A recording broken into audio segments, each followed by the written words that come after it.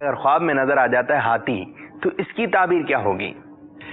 ہاتھی واقعی بڑا ہی ایک پیارا جانور ہے اور انسان دوست کہلاتا ہے، مانوس ہو جاتا ہے۔ اس کی تربیت کر کے اس کو انسانوں نے بڑے کاموں میں پہلے بھی لیا، آج بھی دنیا کے مختلف علاقوں میں اس کو استعمال کیا جاتا ہے۔ بہرحال ہاتھی ایک شاندار سواری ہے اور خواب میں اس کا دیکھنا بادشاہ کی علامت ہوا کرتا ہے، اور اگر کوئی شخص یہ دیکھے کہ وہ ہاتھی پر سوار ہے یا اس کا مالک ہے تو اس کا مطلب یہ ہے کہ وہ صاحب منصب ہوگا، صاحب وجاہت ہوگا، دنیا کے اندر اس کو کوئی نہ کوئی ایسی شے ملے گی کہ جو اس کی عزت میں اضافے کا باعث ہوگی۔ اگر کوئی شخص یہ دیکھتا ہے کہ دن میں ہاتھی پر سوار ہوا ہے تو اس کی تعبیر کیا ہوگی؟